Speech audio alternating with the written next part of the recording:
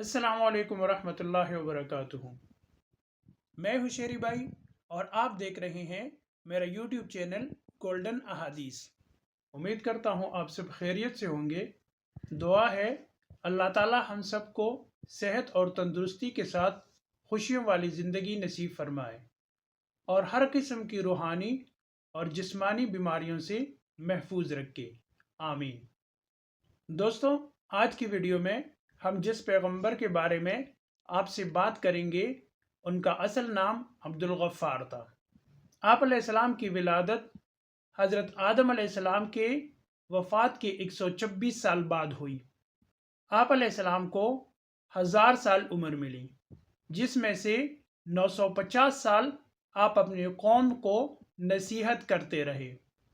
آپ علیہ السلام اللہ تعالیٰ کے بہت شکر گزار تھے، اس لیے اللہ تعالیٰ نے آپ کو عبد الشکور کے لقب سے یاد کیا۔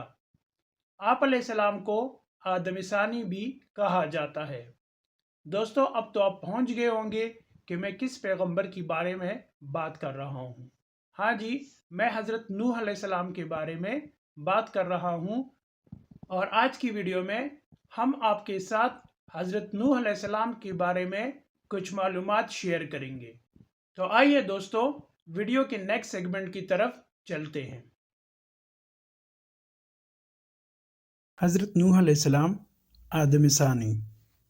حضرت نوح علیہ السلام کا نسب نامہ: نوح علیہ السلام بن لامک بن متشلخ بن اخنو ادریس علیہ السلام بن یرد بن مہلائل بن قنعان بن یانش بن شیس بن آدم علیہ السلام۔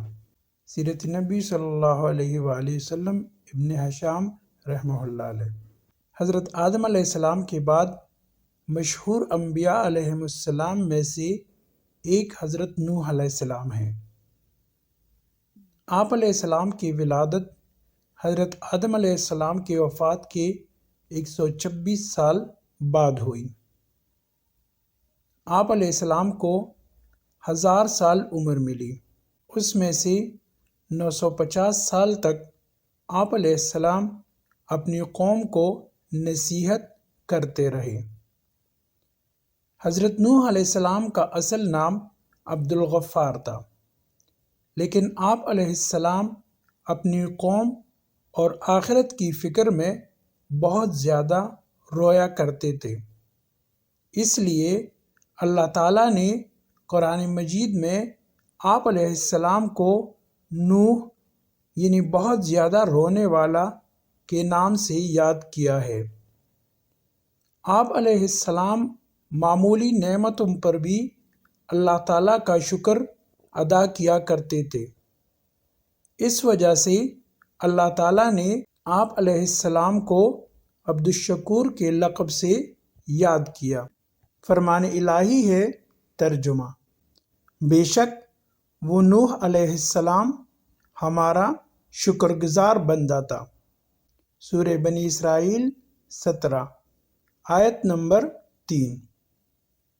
حضرت نوح علیہ السلام کا ذکر قرآن میں: حضرت نوح علیہ السلام کا اللہ رب العزت نے قرآن مجید میں 43 مقامات پر ذکر فرمایا، اور قرآن مجید کی ایک سورت نوح سورہ نمبر 71 کا نام بھی آپ علیہ السلام کے نام پر ہے۔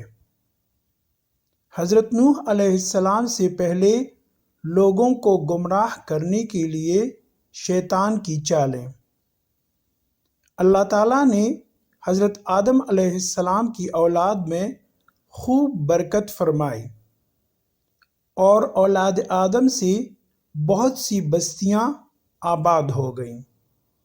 تمام لوگ سابقہ انبیاء علیہ السلام کی تعلیمات کے مطابق صرف اللہ تعالیٰ کی عبادت کرتے اور اس کے ساتھ کسی کو شریک نہیں ٹھہراتے تھے۔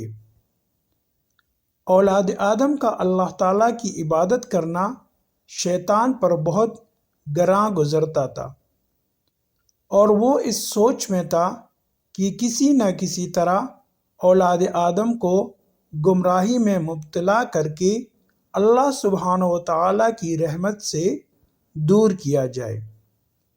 شیطان کو یہ معلوم تھا کہ شرک بہت بڑا گناہ ہے جس پر اللہ تعالیٰ بہت زیادہ ناراض ہوتے ہیں، اس لیے انسانوں کو شرک میں مبتلا کرنے کے بارے میں سوچنے لگا۔ آخر کار اس نے قوم نوح میں سے جو نیک لوگ فوت ہو چکے تھے ان کے نام پر شرک کو رائج کر کے لوگوں کو سیدھی راہ سے ہٹا دیا۔ دوستو، آپ نے ویڈیو دیکھی۔